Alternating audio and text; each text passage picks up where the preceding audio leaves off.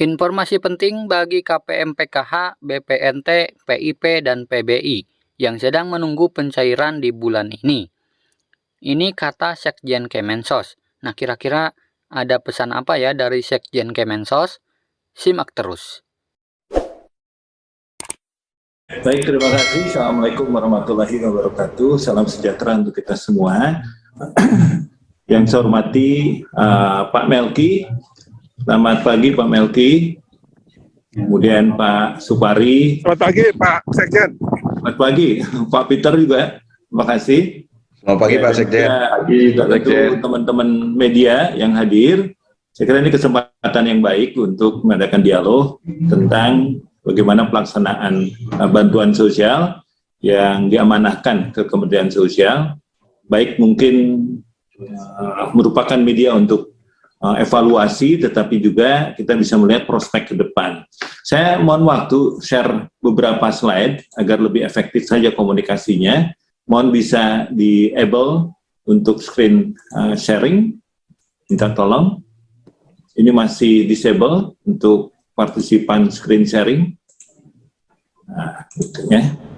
Jadi saya cepat saja beberapa isu penting yang nanti bisa kita diskusikan lebih lanjut tentang bagaimana prospek bansos yang sebetulnya kami agak sedikit termenung ketika menerima undangan karena kita masih berpikir pola pikir bantuan sosial. Padahal Kementerian Sosial ini tidak sebatas bantuan sosial. Orang kadang-kadang melihat bantuan sosial ini cenderung seperti karitatif gitu. Walaupun sebetulnya punya misi yang mulia untuk mengurangi beban pengeluaran dari keluarga-keluarga yang termasuk kategori fakir miskin, dan mungkin tidak mampu. Nah, 78,2 triliun yang akan disalurkan untuk program yang menggunakan mata anggaran bantuan sosial. Saya lebih cenderung gitu, ya, program karena di dalamnya ada program perlindungan sosial, ya, dan juga ada program yang berdasarkan prioritas maupun non prioritas nasional. Di sini beragam variasinya. Jadi semua program di Kementerian Sosial itu masuk pada slot program perlindungan sosial, social protection. Jadi bukan social assistant lagi sebetulnya. Jadi mohon jadi catatan untuk panitia untuk membangun image bahwa Kementerian Sosial bukan punya tugas hanya bagi-bagi bansos, tapi justru memberikan perlindungan sosial bagi kelompok yang miskin dan rentan gitu. Nah, selanjutnya kalau kita bicara mandatori dari Kementerian Sosial, orientasinya kan sebetulnya mengatasi masalah kemiskinan. Artinya kita mempunyai strategi yang kita pahami, ya. Kalau secara mikro bagaimana mengurangi beban pengeluaran dan juga sekaligus meningkatkan pendapatan. Artinya mendorong keluarga yang miskin dan tidak mampu untuk lebih produktif. Nah, dalam hal ini sudah tentu perlu satu strategi ya diperbarui ke depan, walaupun sudah terjadi tetapi belum optimal. Karena bantuan-bantuan yang ada diberikan yang menggunakan mata anggaran bansos seperti BPNT, ya itu kan untuk mengurangi atau menurunkan beban pengeluaran untuk pangan misalkan. PKH untuk memberikan perlindungan dan jaminan sosial bagi keluarga dengan kondisionalitas punya ibu hamil, anak balita, kemudian anak usia dini atau anak balita atau anak usia dini, kemudian anak sekolah dan juga disabilitas serta lansia. Nah, kemudian juga kita tahu ada penerima bantuan iuran sehingga mereka punya akses yang lebih mudah untuk dan murah dan bahkan gratis ke layanan kesehatan. Belum ada program Bisa Pintar, KIP gitu ya, sehingga anak-anak bisa punya jaminan untuk kelangsungan pendidikan. Nah, kita tidak cukup di situ.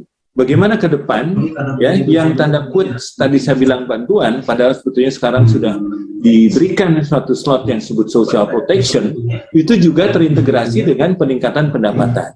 Sehingga ada upaya untuk peningkatan akses permodalan, keterampilan, bahkan dengan pemasaran. Nah, dari sisi mikro, nah sudah tentu makro, kita berharap ada stabilisasi kebijakan ekonomi, ya, termasuk juga harga, penciptaan lapangan kerja yang produktif, iklim inovasi, regulasi perdagangan, proses sektor-sektor yang memang menjadi menjadi domain dari para keluarga yang kurang mampu dan miskin, bahkan juga infrastruktur di daerah-daerah yang tertinggal untuk memberikan dukungan pada pelayanan sosial dasar. Nah, ini sudah tentu perlu ada pola pikir baru.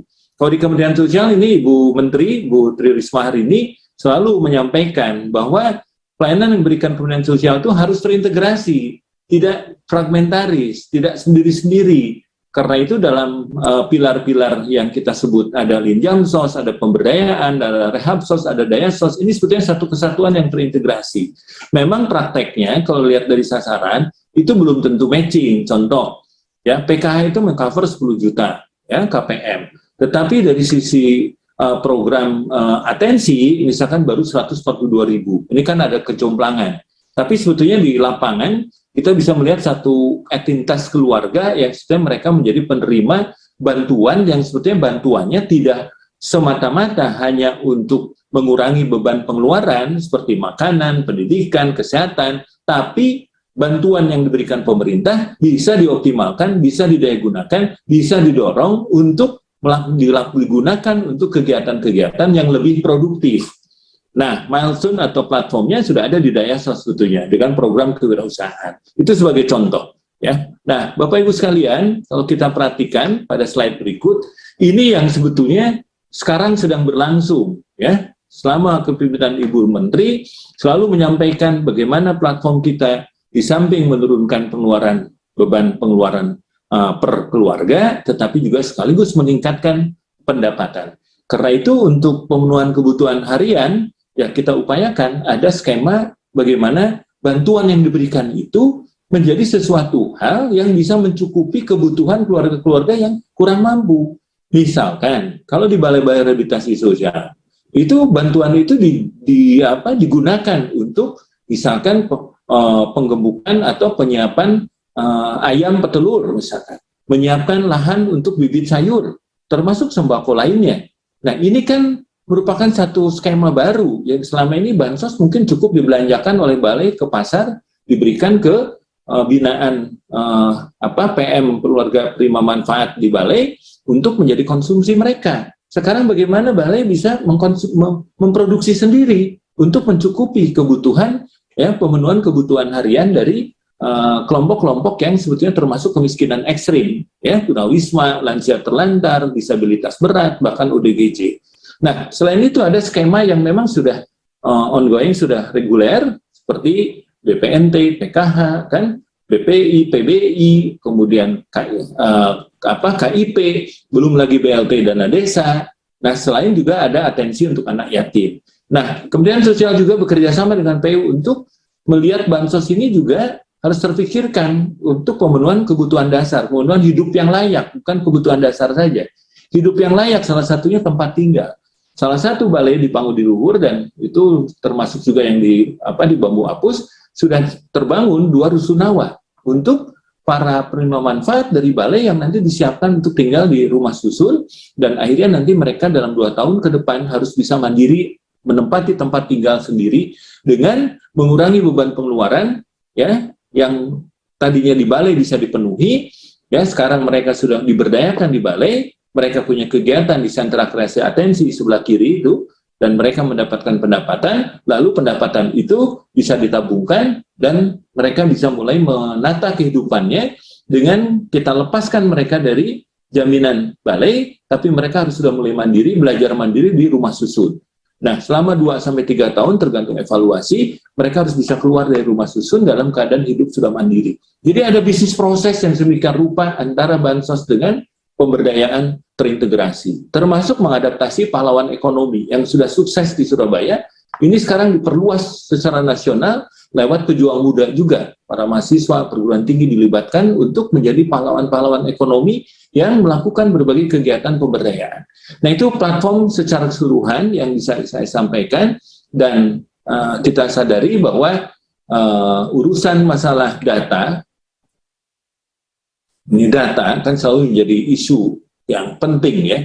Tapi sekarang ini integritas data sudah semakin baik karena sudah ada sistem yang terbangun berbasis digital, bahkan ada cek bansos kemsos.go.id, bahkan bisa usul sanggah terhadap perubahan atau ketidaklayakan dari penerima bantuan, itu bisa melibatkan partisipatif aktif dari masyarakat luas. Sampai sekarang ini udah 40.000 yang akses terhadap cek bansos ini. Terus-menerus meningkat setiap minggu dan itu menjadi masukan untuk kementerian dalam memperbaiki DTKS. Selain daripada DTKS juga dilengkapi dengan sistem yang lebih canggih, termasuk juga geotagging, yang kita jadi tahu ternyata ada keluarga penerima bansos, tapi ketika di Google Map itu kelihatan rumahnya lantai 2 misalkan. Nah ini kayak gini kan inclusion error dikeluarkan. Jadi inclusion error itu bukan hanya yang ganda, yang meninggal, atau yang pindah status kesejahteraan, tapi juga yang dari awal sudah memang tidak layak. Tapi entah bagaimana dulu kok bisa masuk gitu kan, tapi tidak ada perbaikan.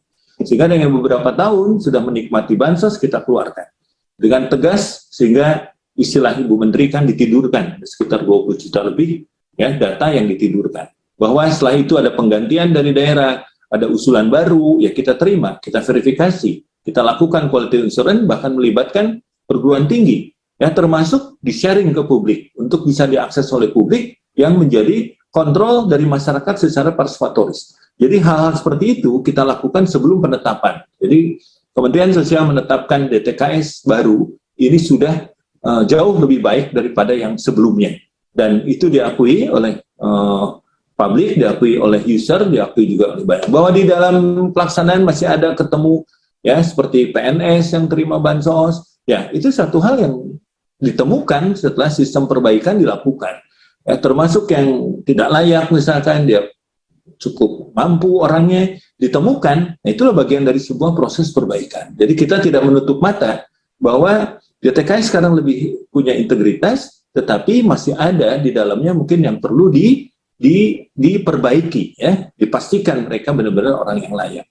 Nah, sedikit saja informasi, PKH ini sebagai program prioritas nasional yang diteruskan ya oleh Pak Presiden, Pak Jokowi, dengan perluasan yang cukup signifikan, dari 2,5 juta menjadi 10 juta, sekarang terus dilanjutkan dengan indeks yang telah disampaikan di dalam slide ini selama 12 bulan, disalurkan 4 tahap, dan ada kondisionalitas untuk setiap komponen dari KPM itu. Kalau ada ibu hamil, ada 3 juta, ada anak usia dini, ada 3 juta, pendidikan SD, 900.000, SMP, dan seterusnya.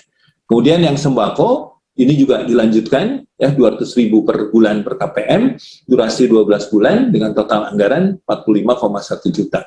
Dengan komoditas yang didorong agar mereka membeli komoditas yang mengandung karbohidrat, protein hewani, protein nabati, dan vitamin serta mineral. Ini penting untuk disosialisasikan, dinarasikan ke masyarakat. Sudah tentu kerjasama dengan Kominfo juga, karena pemanfaatan ini jangan sampai jadi salah sasaran.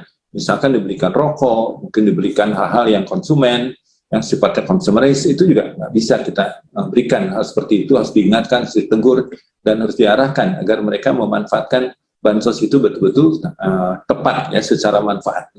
Dan ini gambaran tentang bagaimana upaya bansos yang terintegrasi dengan pemberdayaan melalui sentra kreasi atensi. Sekarang sudah 27 sentra kreasi atensi, 13 diantaranya sudah diresmikan, dan salah satu pertama kali sentra kreasi atensi diresmikan oleh Wakil Presiden ya tanggal 18 Februari di Pangudi Luhur, yang di dalam sampingnya sekarang sudah berdiri megah rumah susun yang akan digunakan menjadi penghuninya adalah para penerima manfaat yang disiapkan untuk mandiri selanjutnya.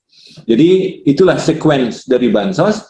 Jadi mohon publik tidak menginterpretasikan bansos karitatif, bansos hanya hit and run, bansos hanya sifatnya pemadam kebakaran, bansos hanya sekedar negara hadir, bukan itu ya yang kita harapkan ke depan.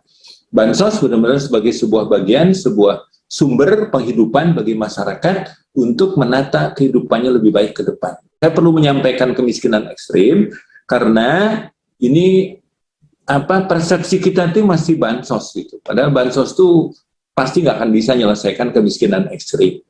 Bahwa bantuan sosial dimanfaatkan untuk kegiatan yang produktif, yes. Bahwa bansos hanya sekedar mengurangi beban pengeluaran, no. Saya kira itu sebagai penutup dari presentasi yang saya sampaikan. Silakan untuk dibahas lebih lanjut. Terima kasih. Oke, baik. Terima kasih Bapak Ari sudah menjelaskan secara langsung tadi bagaimana.